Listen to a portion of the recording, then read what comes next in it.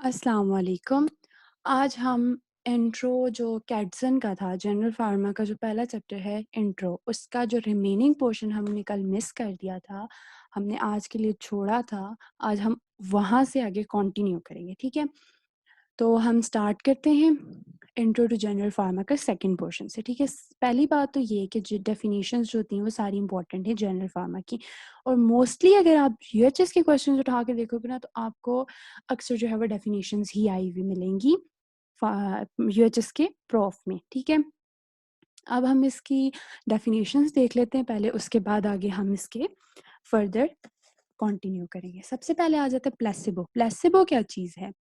Placebo एक inactive substance है या इनएक्टिव डमी कह लो, जिसको हम एज अ ड्रग यूज़ करते हैं। मतलब इसलिए नहीं यूज़ करते कि हमें ड्रग वाले इफ़ेक्ट चाहिए, हम इसलिए यूज़ करते हैं क्योंकि उसमें आपके पास कोई थेरेप्यूटिक इफ़ेक्ट नहीं होते, और ये हम इसलिए यूज़ करते हैं कि हम इसको कंपेयर कर सकें during clinical trials active drug के साथ, ठीक है? और दूसरा इसका एक फ़ायदा जो यहाँ नहीं है लिखा हुआ, वो ये है कि अगर कोई आपके पास चक्कर फ्रॉड करके आता है ना, मैनेजर्स जो होते हैं, आप उनको दे के तसल्ली कर सकते हो, वो भी खुश होके जाएँगे कि भई हमें डॉक्टर साहब ने अच्छी सी दवाई लिख के दी है। और ये उनकी सोच होती है कि वो असर करती है या नहीं। अब नेक्स्ट आ जाता है single blind study. Single blind study में हम क्या करते हैं, देखो जब आपको क्लिनिकल ट्रायल कर रहे हो तो एक होता है इन्वेस्टिगेटर, जो इस सारे जो इन्वेस्टिगेट कर रहे हैं, ठीक है? और दूसरे होते हैं सब्जेक्ट, जिन पे आप क्लिनिकल ट्रायल्स कर रहे हो। क्लिनिकल ट्रायल्स आप जिस पे कर रहे हो, उसको आप एक्टिव ड्रग दे रहे हो या प्लेसिबो दे रहे हो। कौन-कौन से जो सब्जेक्ट्स हैं उनको आप एक्टिव ड्रग दे रहे हो और कौन से वालों को प्लेसिबो दे रहे हो। अगर इस चीज़ का पता इन्वेस्टिगेटर्स को है, तो सिंगल ब्लाइंड कैसे होगा कि सिर्फ सिंगल सब्जेक्ट सब्जेक्ट को नहीं पता, ठीक है? तो ये होगी सिंगल ब्लाइंड स्टडी। दूसरी आ जाती है double blind study. Double blind study में क्या होता है, इन्वेस्टिगेटर्स को भी नहीं पता होता, ना सब्जेक्ट को पता होगा कि किसको प्लेसिबो मिल रहा है और किसको एक्टिव ड्रग मिल रही है। ये किसके पास होता है? ये होता है थर्ड पार्टी के पास, ठीक है? किसके पास होगा? थर्ड पार्टी के पास, ठीक?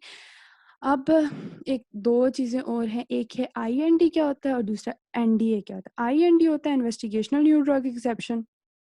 एफडीए जो फूड एंड डेवलपमेंटल अथॉरिटी है, वो उससे अपने एप्लीकेशन लिखनी होती है, ये इन्वेस्टिगेशनल न्यू ड्रग एग्जेम्पशन की, ठीक है? ये आप किस लिए लिखते हो? ताकि आप किसी ड्रग का ट्रायल स्टार्ट कर सको, ये इसलिए लेते हैं। और एनडीए क्या है? न्यू ड्रग की एप्लीकेशन, मतलब अब आपने इसको मार्केट में लाने के लिए ड्रग को, जो आप अप्रूवल लोगे एफडीए से, उसके लिए जो आप लिखते हो वो न्यू ड्रग एप्लीकेशन होती है, ठीक है? फिर इसकी फेजेस हैं, ये आगे हम अच्छे से पढ़ेंगे कि कौन-कौन सी फेजेस आ जाती हैं। फिर एक आ जाता है पॉजिटिव कंट्रोल और एक नेगेटिव कंट्रोल होता है। पॉजिटिव कंट्रोल क्या होता है? जब आप स्टैंडर्ड थेरेपी दे रहे हो ना, आप रुको मैं आपको कर्सर इसके साथ बताती हूँ। देखो, यहाँ पे आप एक जब आप थेरेपी दे रहे हो ना, ठीक है? आपने जब क्लिनिकल ट्रायल किया और थेरेपी की आप ट्रायल कर रहे हो, ठीक है? तो आप इसको प्लेसिबो के साथ दे रहे हो। अब प्लेसिबो क्या है? प्लेसिबो होता है नेगेटिव कंट्रोल, और एक ड्रग क्या है? ड्रग होता है पॉजिटिव कंट्रोल, जिसके साथ आप वो कर रहे हो, कंपेयर कर रहे हो। देखो, नेगेटिव और पॉजिटिव का मतलब क्या हुआ? नेगेटिव हम प्लेसिबो को क्यों कहेंगे? प्लेसिबो में आपके पास थेरेप्यूटिक इफेक्ट नहीं होता, लेकिन अगर आप किसी ड्रग के साथ कंपेयर कर रहे हो तो उस ड्रग का इफेक्ट तो है ना। आप उस ड्रग को एज अ स्टैंडर्ड रख के उसके साथ कंपेयर कर रहे हो कि ये इफेक्ट्स आपको मिल रहे हैं या नहीं मिल रहे। सुपीरियरिटी या इन्फीरियरिटी का ये मतलब, सुपीरियरिटी होगी अगर होगी तो वो हो गया पॉजिटिव कंट्रोल, और इन्फीरियरिटी अगर होगी तो वो हो गया नेगेटिव कंट्रोल। इन्फीरियरिटी में क्या आएगा? प्लेसिबो। और सुपीरियरिटी में क्या आएगा कि फॉर एग्जांपल आप हाइपरटेंशन के लिए कोई ड्रग बना रहे हो और ऑलरेडी यूज्ड हाइपरटेंशन की कोई ड्रग है, उसके साथ आप उसको कंपेयर करो, तो वो सुपीरियर है ना, क्योंकि वो सारे ट्रायल से गुजर के फिलहाल मार्केट में यूज हो रही है इस चीज़ के लिए, या फिर वो ड्रग ऑफ चॉइस है हाइपरटेंशन के लिए, इसको हम कहेंगे सुपीरियरिटी। और ये सारा कंसेप्ट था पॉजिटिव और नेगेटिव कंट्रोल का, यहाँ नेगेटिव कंट्रोल का नहीं लिखा हुआ। फिर एक चीज़ और आ जाती है, वो है ऑर्फन ड्रग्स, ठीक है? ऑर्फन ड्रग्स क्या होता है? ये आप यूज़ करते हो उन ड्रग डिजीज़ेज़ के लिए जो रेयर होती हैं या बहुत ही अनकॉमन होती हैं। इसमें ना कमर्शियल एडवांटेज नहीं होता, ये मैं आगे आपको अच्छे से समझाती हूँ, ठीक है। फ़िलहाल हमारी डेफिनेशंस यहाँ पे एंड होती हैं। हम नेक्स्ट चलते हैं। डेफिनेशन के बाद अच्छा, कल हमने छोड़ा था मेटाबॉलिज्म ऑफ ड्रग पे, तो आज हम करने लगे हैं एलिमिनेशन ऑफ ड्रग्स, ठीक है। एलिमिनेशन ऑफ ड्रग्स हम पढ़ेंगे, इसमें हम 2 चीज़ें पढ़ेंगे, एक फर्स्ट ऑर्डर एलिमिनेशन पढ़ेंगे और दूसरा हम ज़ीरो ऑर्डर एलिमिनेशन पढ़ेंगे, ठीक है। अच्छा, अब मैं आपको एक चीज़ समझाती हूँ। देखो, 2 चीज़ें होती हैं, एक होती है एलिमिनेशन। एलिमिनेशन तो जो होगी ना, एलिमिनेशन की जो बात है, अब जब एक ड्रग आई है बॉडी में, ठीक है, for example this is the drug, ये बॉडी में एंटर हुई है, ठीक है, यहाँ से एंटर हुई, तो अब इसको एक्सक्रीट आउट भी तो आपने करना है ना, तो एलिमिनेट भी तो करना है ना बॉडी में। अब इसके वेरियस मेथड्स होंगे, ठीक है। ये एक्सक्रीट हो सकती है किडनी के थ्रू, ठीक है, ये एक्सक्रीट हो सकती है लंग्स के थ्रू, लाइक गैसेस जो हैं वो, और ये हमारे पास आगे इसके वेज कि किस किस तरीके से आप इसको एक्सक्रीट कर सकते हो। और कुछ ड्रग्स जो होती हैं वो टर्मिनेट हो जाती हैं, मतलब उनका इफेक्ट एंड हो जाता है, और कुछ जो होती हैं वो बगैर जो है मेटाबोलाइट्स में कन्वर्ट किए एक्सक्रीट आउट हो जाती हैं, और कुछ को आप एक्सक्रीट करने से पहले मेटाबोलाइट्स में कन्वर्ट करते हो। ये सारा एलिमिनेशन का प्रोसेस हो जाता है, ठीक है। फिर एक चीज़ और आ जाती है कि अगर कोई जो ड्रग्स होती हैं ना, कुछ स्मॉल नंबर ऑफ ड्रग्स, हर नहीं, ठीक है, वो क्या करती हैं, वो इरिवर्सिबली बाइंड करती हैं अपने रिसेप्टर्स के साथ, तो जो उसकी ब्लड स्ट्रीम में तो वो नहीं होंगी, क्योंकि वो बाइंड किए हुए अपनी रिसेप्टर्स के साथ, ब्लड में नहीं है। तो उसकी जो ड्रग की जो एलिमिनेशन रेट है वो कम हो जाता है, ठीक है। फिर वो आहिस्ता आहिस्ता वहाँ से जो है वो होती जाएंगी, रिसेप्टर से अलग होती जाएंगी, और वो जो अलग होती जाएंगी वो ब्लड स्ट्रीम में आती जाएंगी, और फिर वो वहाँ से इससे बॉडी से एक्सक्रीट आउट होती जाएंगी। एक ये प्रोसीजर भी आता है, ठीक है। फिर हम चलते हैं अपने मेन टॉपिक पे, फर्स्ट ऑर्डर एलिमिनेशन और zero order elimination. First order elimination जो है, इसमें हम क्या देखते हैं, इसमें हम देखेंगे कि जो रेट ऑफ एलिमिनेशन है ना, वो प्रोपोर्शनल होता है किसके, कंसंट्रेशन के। मतलब अगर कंसंट्रेशन हाई है तो अमाउंट ऑफ ड्रग एलिमिनेशन वो भी ज़्यादा होगी, अगर कंसंट्रेशन कम है तो जो ड्रग एलिमिनेट हो रही है बॉडी से वो भी कम होगी। ये मैं आगे आपको बताती हूँ एक डायग्राम के साथ, ठीक है। ये फिलहाल के लिए आप इतना याद करो। और दूसरी बात ये कि जो फर्स्ट ऑर्डर एलिमिनेशन होता है उसमें जो हाफ लाइफ होगी, मतलब जो भी ड्रग है उसकी जो हाफ लाइफ क्या होता है, मतलब 50% रह जाएगी ड्रग इतने टाइम के बाद, ठीक है, उसको आप हाफ लाइफ कहते हैं। ये आप लोगों को पहले भी पता है कि हाफ लाइफ क्या होती है, वो इसकी कांस्टेंट होती है, मतलब ये भी मैं आगे आपको बताती हूँ, ठीक है। फिर दूसरी चीज़ ज़ीरो ऑर्डर एलिमिनेशन देख लो कि ज़ीरो ऑर्डर एलिमिनेशन क्या होती है। ज़ीरो ऑर्डर एलिमिनेशन होती है कि रेट ऑफ एलिमिनेशन जो है वो कांस्टेंट रहेगा, यहाँ पे डिपेंड करता है कंसंट्रेशन पे, इसकी कंसंट्रेशन पे डिपेंड नहीं करेगा, कंसंट्रेशन से रिगार्डलेस होता है, ठीक है। ये 2 बातें अब मैं आपको डायग्राम से समझाती हूँ इन 2 चीज़ों की, ठीक है। अब यहाँ पे आप देखो इसको, ठीक हो गया। अच्छा, फर्स्ट ऑर्डर एलिमिनेशन और ये आ गई ज़ीरो ऑर्डर एलिमिनेशन। अब देखो, हमने कहा फर्स्ट ऑर्डर एलिमिनेशन में आपके पास जो हाफ लाइफ है वो कांस्टेंट रहेगी, और ये डिपेंड करती है कंसंट्रेशन पे, और ये डिपेंड नहीं करती कंसंट्रेशन पे। अब देखो, ये प्लाज्मा कंसंट्रेशन है और ये टाइम है। ये देखो, सबसे पहले आपने जब एंटर हुई तो ये कितनी थी, 5 यूनिट्स पर elimination rate, half life exact half 2.5 units per hour रहेगी आधे टाइम के बाद। फिर उसके हाफ टाइम के बाद, हाफ लाइफ की बात हो रही है ना, कांस्टेंट रहेगी half life, exact half 1.25 units per hour. ये इसका पूरा प्रोसीजर है। हाफ लाइफ आपको यहाँ पे कांस्टेंट मिलेगी, ठीक है। और अब इस साइड पे आओ, जीरो ऑर्डर एलिमिनेशन पे देखो, इसका कोई इफेक्ट नहीं है कंसंट्रेशन के साथ। 2.5 यूनिट इसका एलिमिनेशन रेट है, एग्जाम्पल है यहाँ पे, ठीक है, इस ड्रग का कि 2.5 यूनिट पर आवर इसका एलिमिनेशन रेट है। ये यहाँ पे भी यही रहा, यहाँ पे भी यही रहा, यहाँ पे भी यही रहा। इसमें हाफ लाइफ अफेक्ट नहीं कर रही, इस पे कंसंट्रेशन का कोई इफेक्ट नहीं है। ये इन दोनों चीज़ों का डिफरेंस है और ये इंपॉर्टेंट है और आपको आना चाहिए। नेक्स्ट हम चलते हैं फार्माकोकाइनेटिक मॉडल्स की तरफ से। इसमें दो चीज़ें बताएंगी, एक है मल्टी कंपार्टमेंट डिस्ट्रीब्यूशन और दूसरा आ जाता है अदर।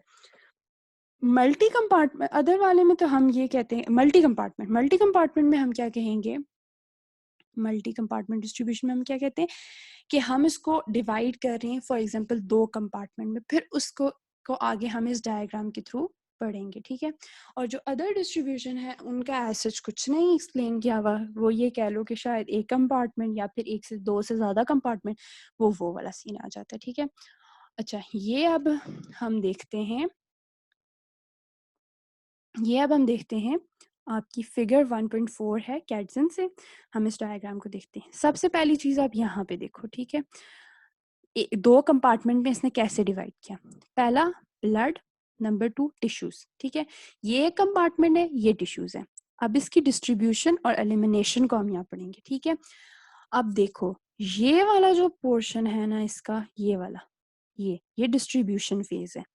जिस टाइम पे डिस्ट्रीब्यूशन फेज क्या होती है, कल भी मैंने आपको बताया था कि जब ड्रग इंटर होती है बॉडी में तो वो टिश्यूज तक पहुंचने तक जो उसका टाइम लगेगा, उस फेज को आप डिस्ट्रीब्यूशन फेज कहते हो। फिर ये वाली फेज देखो तो ये वाली फेज क्या आ जाती है सारी, ये एलिमिनेशन फेज आ जाती है। एलिमिनेशन फेज में वही चीज दोबारा आएगी, हाफ लाइफ, ठीक है।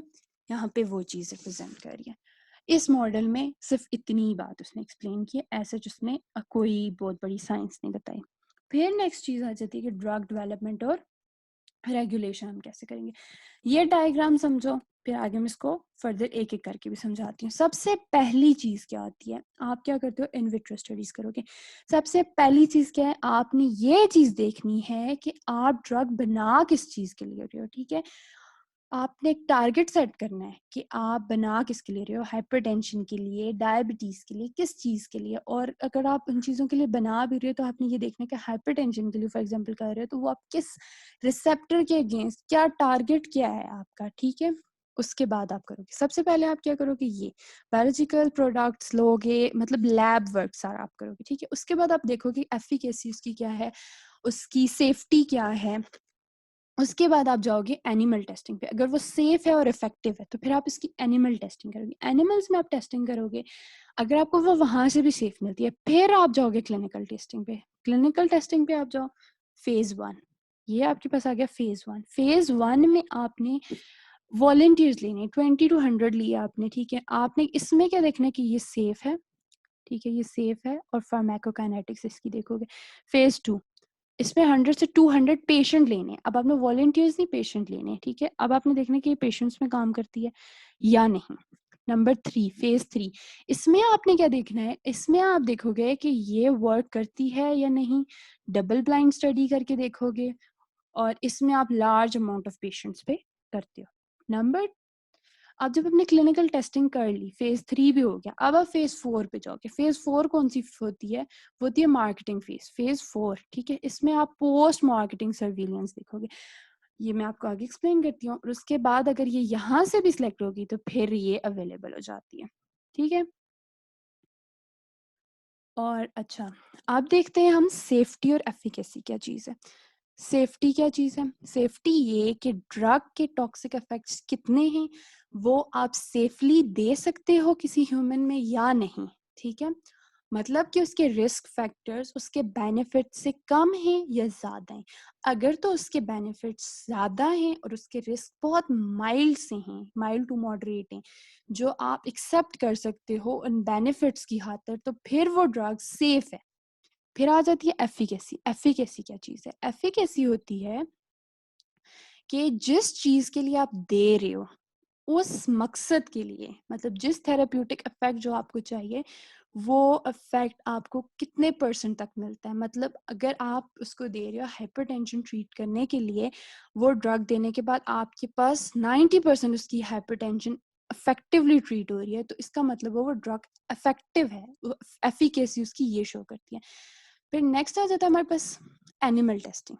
एनिमल टेस्टिंग क्या होती है, एनिमल टेस्टिंग में हम दो चीज़ें देखेंगे, एक एक्यूट टॉक्सिसिटी हम देखेंगे और दूसरा हम देखेंगे सब एक्यूट या क्रॉनिक टॉक्सिसिटी। एक्यूट टॉक्सिसिटी में हम क्या देखेंगे, इसमें हम देखते हैं कि जब आपने ड्रग दी ना, ठीक है, तो उसके बाद फौरन उसमें जो भी एडवर्स इफेक्ट्स शो होंगे तो आपने वो नोट करने कि वो नहीं, और कोई और इफेक्ट्स नहीं, सिर्फ वो इफेक्ट्स जो आपने ड्रग के साथ दिए और उसके टॉक्सिक इफेक्ट्स जो हुए आपने वो ड्रग में, उसको आपकी होगी एक्यूट टॉक्सिसिटी। फिर दूसरी होती है सब एक्यूट या क्रॉनिक टॉक्सिसिटी।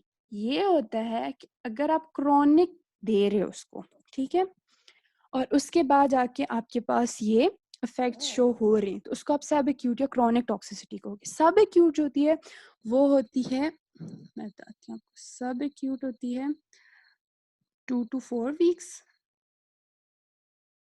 2 to 4 वीक्स, और क्रॉनिक होती है आपके पास 6 to 24 months। ये अगर आप इतने टाइम में यूज कर रहे हो, तो फिर अगर आपके पास इफेक्ट शो हो रहे हैं तो उसको आप सब एक्यूट या क्रॉनिक टॉक्सिसिटी में कंसीडर करोगे। नेक्स्ट हमारे पास आ जाता है टाइप्स ऑफ एनिमल टेस्ट।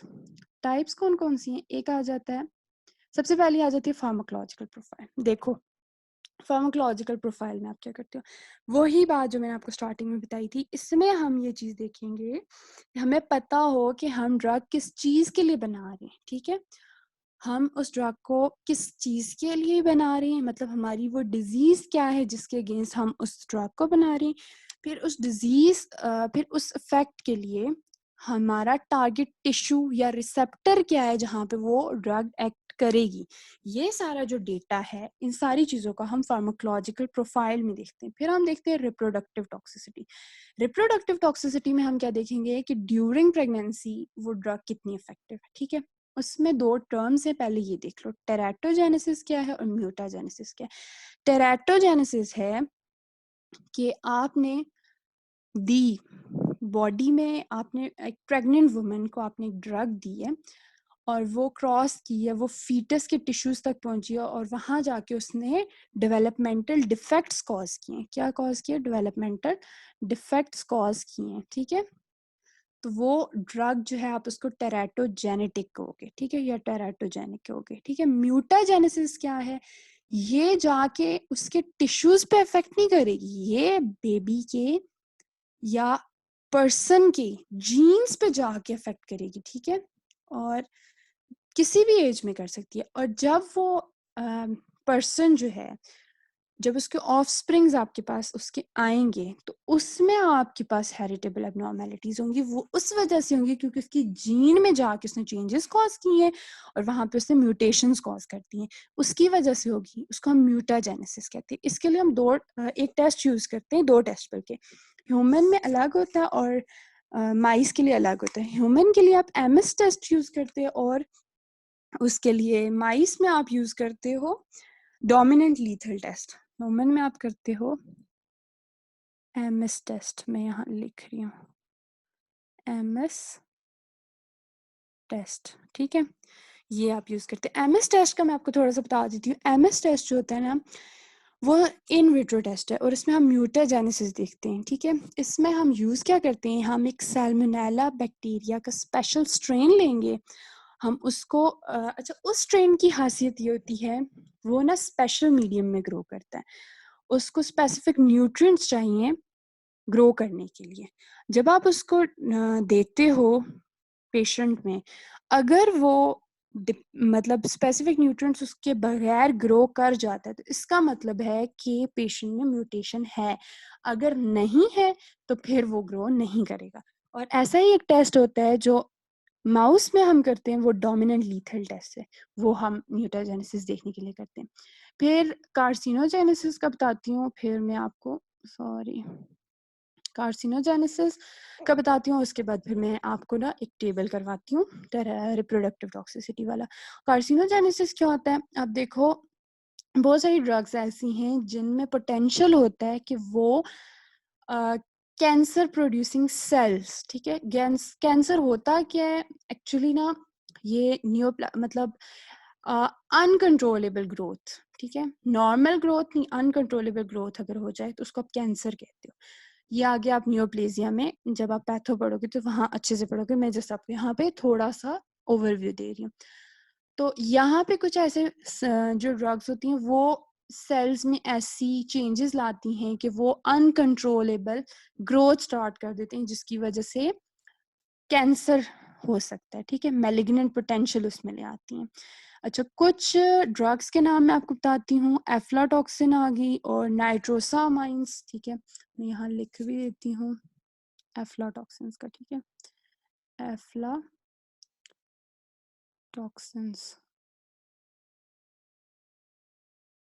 ये और भी हैं जो आपकी बुक में लिखी हुई हैं। नेक्स्ट हम चलते हैं, अब मैं आपको ये टेबल करवाती हूँ। कहाँ गया हमारा टेबल, ये है, ठीक है।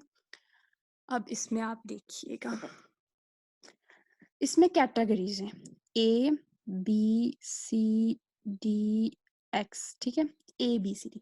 अब ए कैटेगरी देखो, ए कैटेगरी में आपके पास क्या है, आपने स्टडीज की वुमेन में, लेकिन उन स्टडीज में आपके पास क्या आया कि कोई रिस्क नहीं है फीटस का, ठीक है, फेल टू डेमोन्स्ट्रेट, कोई रिस्क नहीं मिला आपके पास, तो इसका मतलब ये कि पॉसिबिलिटी नहीं है। नंबर 2, ये ड्रग जो आपने ट्रायल किया ना, ये ड्रग सेफ है, ये बात हुई।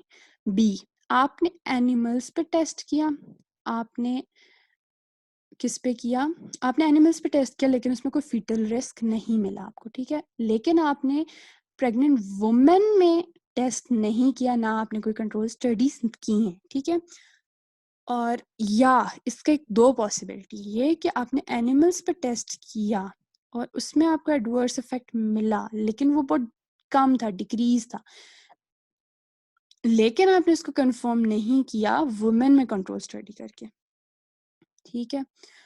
अच्छा, नेक्स्ट आपके पास क्या है, सी, इसमें क्या है, आपने एनिमल्स पे टेस्ट किया जिसमें आपको एडवर्स इफेक्ट्स मिले फीटस पे, ठीक है, लेकिन आपने कोई कंट्रोल स्टडीज नहीं की वुमेन पे, या फिर वुमेन और एनिमल्स पे आपने एक स्टडी की, इन दोनों की स्टडीज जो है वो आपके पास अवेलेबल नहीं है, तो ऐसी ड्रग आप किन केसेस में देते हो, जब पोटेंशियल बेनिफिट, जो ड्रग जिस मकसद के लिए आप दे रहे हो उसका बेनिफिट जो है वो रिस्क फैक्टर, जो रिस्क है फीटस के लिए, उस रिस्क से ज्यादा हो, तभी आप इसको यूज करोगे। नंबर 4, डी, डी में क्या होता है, इसमें आपके पास एविडेंस है कि ह्यूमन फीटल रिस्क है इस ड्रग की वजह से, लेकिन जो बेनिफिट्स हैं प्रेग्नेंट वुमेन में अगर आप इस ड्रग को दे रहे हो, जो उसका फायदा है वो एक्सेप्टेबल है, क्यों, क्योंकि रिस्क उसमें कम है, लेकिन रिस्क की निस्बत उसमें बेनिफिट्स ज्यादा हैं। लेकिन ये आप हमेशा नहीं यूज करोगे, सिर्फ तब यूज करोगे कि जब लाइफ थ्रेटनिंग सिचुएशन आ जाए, या कोई ऐसी सीरियस का डिजीज है जिसके लिए कोई और सेफ ड्रग नहीं यूज कर सकती, या बाकी ड्रग्स इनइफेक्टिव हैं, तो तब आप फीटस का रिस्क नहीं देखोगे, आप माँ को देखोगे और उसको इन बेनिफिट्स की खातिर ड्रग दे दोगे। फिर आ जाता है एक्स, इसमें आपने एनिमल्स और ह्यूमन दोनों पे स्टडी की और आपको फीटल एबनॉर्मेलिटीज का पता चला, ठीक है, और ह्यूमन पे भी की, उसमें भी आपको रिस्क मिला, तो इसका और उसके अलावा ये जो रिस्क है, ये रिस्क जो है बेनिफिट से ज्यादा है, तो ये ड्रग जो होती है, इस ड्रग को हम कॉन्ट्राइंडिकेट कर देंगे वुमेन में जो कि प्रेग्नेंट होने वाली है या प्रेग्नेंट हो चुकी है, ये नहीं कि सिर्फ हो चुकी हुई है, ठीक है, इन दोनों में। क्लिनिकल ट्रायल्स, अच्छा, क्लिनिकल ट्रायल्स में क्या आ जाता है, क्लिनिकल ट्रायल्स में जो ऊपर फेजेस हमने बताई थी, मैंने आपको अब यहाँ पे एक्सप्लेन करूँगी। फेज 1 की बात करो तो इसमें हम लेते हैं नॉर्मल ह्यूमन वॉलंटियर्स, 20 to 1,000 हम, सॉरी 20 to 100 हम फेज 1 में लेंगे, ठीक है। फेज 1 में हमने नॉर्मल वॉलंटियर्स लिए, हम उनको ड्रग देंगे और ड्रग के बाद हम उसमें उस ड्रग की फार्माकोकाइनेटिक्स को पढ़ेंगे और उन सारी चीज़ों को हमने जो है एक डिटेल लेके उसको सेट करना है रिसर्च को, ठीक है। अच्छा, इसमें एक एक्सेप्शन आपके पास आ जाती है, जो कैंसर वाली ड्रग्स है ना, या फिर बहुत टॉक्सिक ड्रग्स हैं, हम उनको नॉर्मल वॉलंटियर्स पे नहीं देते, हम उनको पेशेंट्स में ही देंगे। फेज़ 1 में भी हम उसको पेशेंट में देंगे, ये हमारे पास एक एक्सेप्शन है फेज़ 1 की। फिर आ जाता है हमारे पास फेज़ 2, इसमें moderate number of sick patients, मतलब इसमें आप ले लोगे तकरीबन कितने 100 से 200, ठीक है? लेकिन ये आप उन लोगों को दोगे जिनमें वो डिज़ीज़ है, जिस डिज़ीज़ के अगेंस्ट आप ड्रग दे रहे हो, ठीक है? और इसमें आपने क्या-क्या चीज़ चेक करनी होती है, आपने देखना है कि जो आप ड्रग दे रहे हो, उसकी एफ़िकेसी कितनी है, वो कितनी इफ़ेक्टिव है, उसका थेरेप्यूटिक रिस्पॉन्स जो आपको चाहिए वो कितना है, वो इतना है कि वो ड्रग दी जा सके, उसका कोई फ़ायदा है। उसके अलावा उसके टॉक्सिक इफ़ेक्ट्स क्या हैं, वो पेशेंट्स जो हैं उसको टॉलरेट कर सकते हैं या नहीं, इन सारी चीज़ों का डिटेल डेटा जिसमें फार्माकोकाइनेटिक्स, फार्माकोडायनामिक्स, ये सब चीज़ें हम यहाँ पे रिकॉर्ड करेंगे। उसके बाद हम चलते हैं फेज़ 3 पे। इसमें आप ढेर सारे पेशेंट्स लोगे, ठीक है? इसमें ये आपके पास एक्सपेंसिव फेज़ आ जाता है और इसमें लार्ज अमाउंट ऑफ आपको डेटा चाहिए, तो क्योंकि इसमें आप बहुत लार्ज अमाउंट ऑफ पेशेंट्स को लेते हो। इवन आप मैनी क्लिनिशियंस जो हैं उनको इन्वॉल्व करते हो ताकि वो आगे फर्दर पेशेंट्स को, मतलब आप डिफरेंट सेंटर्स में जाके इस चीज़ को, ड्रग्स को यूज़ करोगे ताकि आप को लार्ज अमाउंट ऑफ डेटा मिल सके। इसमें आप थाउजेंड्स में चेक डेटा जो है वो करोगे, 1000 टू 6000 तक जो पेशेंट्स हैं आप उनमें इसको ट्रीट करोगे, ठीक है? जैसे अगर आप कैंसर पेशेंट्स में कर रहे हो तो आप जाके कैंसर सेंटर्स जो होते हैं, जो कैंसर के स्पेसिफिक हॉस्पिटल्स हैं, आप उनमें दोगे, ठीक है? अच्छा, फिर एक चीज़ और कि यहाँ पे ना जो मैंने आपको पहले समझाया था कि positive control, negative control. Positive control हम इसमें क्या रखेंगे, जो ऑलरेडी यूज्ड ड्रग हैं उस मकसद के लिए, लाइक हाइपरटेंशन के लिए, कैंसर के लिए, जिस भी डिजीज़ के लिए आप ड्रग बना रहे हो, उसके लिए जो पुरानी ड्रग्स यूज़ हो रही हैं वो आपका पॉजिटिव कंट्रोल होगा, उसके साथ आपने अपनी न्यू ड्रग को कंपेयर करना है। और नेगेटिव कंट्रोल आपके पास क्या है, प्लेसिबो। उसमें इन फेजेस में आप सिंगल ब्लाइंड स्टडी भी करोगे, आप डबल ब्लाइंड स्टडी भी करोगे सारे डेटा को कलेक्ट करने के लिए, ठीक है? और जब आपका फेज 3 हो गया तो इसके बाद आपने क्या करना है, आपने एनडीए अप्रूवल लेनी है, ठीक है? एनडीए मतलब एप्लीकेशन लिखनी है ताकि आप मार्केटिंग में इसको ला सको। एफडीए से आप अप्रूवल ले रहे हो इसकी। फिर आ जाती है फेज 4। फेज 4 में आ जाते हैं पोस्ट मार्केटिंग सर्विलेंस। अब ये क्या चीज़ होती है, देखो फेज 3 पर तक तो हो गया ना, आपको एफडीए ने अप्रूवल दे दी सारा डेटा देख के। तो उसके बाद क्या हुआ, आपने ड्रग को मार्केट में लॉन्च कर दिया कि ये ड्रग इस डिजीज़ के लिए यूज़ की जाएगी और आप प्रॉपर अपनी पब्लिसिटी करोगे, जैसे वो फार्मास्यूटिकल कंपनीज वाले आके करते हैं अपनी ड्रग्स की, वैसे सारा होगा। और क्लिनिशियंस जो हैं प्रिस्क्राइब करना शुरू कर देंगे इस ड्रग को। जब ये ड्रग यूज़ होना स्टार्ट होगी उसके बाद भी आपने इसको उस फेज में, जब वो स्टार्ट होगी उसके बाद आपने नोट करना है कि कितने पेशेंट्स इससे ट्रीट हो रहे हैं, कितने पेशेंट में इसके टॉक्सिक इफेक्ट ज़्यादा शो हो रहे हैं, क्या एफिकेसी है, क्या सारा मतलब इसके एडवर्स इफेक्ट्स, और आपने इसकी एफिकेसी, इन 2 मेन चीज़ों को आपने इसमें देखना होता है। अच्छा, इसमें एक एग्जांपल थी उसकी एस्पिरिन की, जो हमें हमारी टीचर ने बताई थी। अब मुझे याद नहीं है, उसका एक साइड इफ़ेक्ट था कि एस्पिरिन जब उसमें मार्केट में आ गई थी ना, मतलब फ़ेज़ 4 में थी, तो तब उसका एक साइड इफ़ेक्ट था, वो शो हुआ था कम्युनिटी में, जिन-जिन लोगों को एस्पिरिन जो है वो दी जा रही थी। तो उसके बाद उसको स्पेसिफिक जब उस जिस डिज़ीज़ के लिए दे रहे थे, उसी से रिलेटेड, उसी से मुझे अब एग्ज़ैक्ट उसका साइड इफ़ेक्ट नहीं याद जिसके लिए यूज़ की जा रही थी, और उसी से रिलेटेड, उसी सिस्टम से रिलेटेड कोई साइड इफ़ेक्ट शो हुआ था, जिसकी वजह से उसको ना हटा दिया था उस ड्रग को, और फिर अब उसको और पर्पसेज़ के लिए यूज़ किया जाता है, ठीक है? अच्छा, ये हमारी फ़ेज़ 4 भी होगी। जब ये भी होगी तो फिर भई बल्ले-बल्ले ऐशियाँ करो और खुलेआम देते जाओ। फिर आ जाती है ड्रग लेजिस्लेशन। ये लॉज़ होते हैं ड्रग्स के कि उन लॉज़ को आपने देखना होता है। ये मोस्टली ना जैसे हमारी कंट्री में लॉज़ हैं उनसे रिलेटेड, जो अल्कोहल बेस्ड हो गई या अल्कोहल हो गई, इस टाइप की, ठीक है? क्योंकि हम इस्लामिक रिपब्लिक ऑफ पाकिस्तान में रहते हैं बराए नाम। ठीक है, ये वो सारी आ जाती हैं ड्रग लेजिस्लेशन। आपने वो सारी लॉज को देख के ड्रग्स का सारा देख करना होता है। ठीक है, फिर आ जाता है ऑर्फन ड्रग्स। क्या ऑर्फन ड्रग्स जो होती है वो ड्रग होती है रेयर डिजीज के लिए। अच्छा, अब इसका क्या नुकसान है, जब आप ऑर्फन ड्रग के लिए कोई और किसी रेयर डिजीज के लिए जब आप कोई ड्रग बना रहे हो जिसको हम ऑर्फन ड्रग का नाम देते हैं। ऑर्फन हम इसलिए भी कहते हैं बेयार और मददगार, ये कह लो आप। ठीक है, इसको कोई ऐसे पूछता नहीं है। क्यों? क्योंकि जितना आप इसको बनाने में जितनी मेहनत करते हो उसका आपको कोई मिलता नहीं है, उसका आपको प्रॉफिट नहीं मिलता, क्योंकि वो डिजीज रेयर है। अगर सपोज आप एक जगह पे उस पे काम कर रहे हो लाखों में एक ड्रग का, ठीक है, और जब वो मार्केट में जाती है वो डिजीज इतनी रेयर है कि वो पूरी कंट्री में किसी एक बंदे को है, 1 पर 1 लाख या 1 पर 10 लाख में है, तो वो एक ही बंदा तो खरीदेगा, उसके अलावा किसने खरीदना है? तो वो जितने उसने पैसे लगाए हुए ड्रग बनाने पे, उस बंदे को तो नुकसान है ना इसका। तो इसलिए जो है मोस्टली ये किया जाता है कि इन ड्रग्स को ना इतना नहीं पूछा जाता, ना इनकी कोई मैन्युफैक्चरिंग पे इतना ज़्यादा ध्यान दिया जाता है। ठीक है, लेकिन यूएस वाले इसके बारे में क्या करते हैं कि यूएचएस सॉरी यूएचएस मुंह पे आ गया, यूएस यूएस वाले इसके लिए क्या करते हैं कि उन्होंने ना जो ड्रग्स पे टैक्स वगैरह है, जो इंसेंटिव्स हैं, वो सारे उन्होंने माफ़ कर दिए ताकि इन रेयर डिजीज़ेस के लिए भी ड्रग्स बनती रहें, ताकि उनको थोड़ा-सा फ़ायदा रहे, उनको टैक्स वगैरह ना पे करना पड़े और ऑर्फन ड्रग्स बनती रहें। ये ना हो कि ऑर्फन ड्रग्स बनना ही बंद हो जाए, इसलिए पे ये करते हैं। ठीक है? और यहाँ पे हमारा लेक्चर एंड होता है, आपका एक चैप्टर कंप्लीट हो गया। अब करो आप मज़े। ठीक है, ये लो। ठीक है, ये हमारा दी एंड है।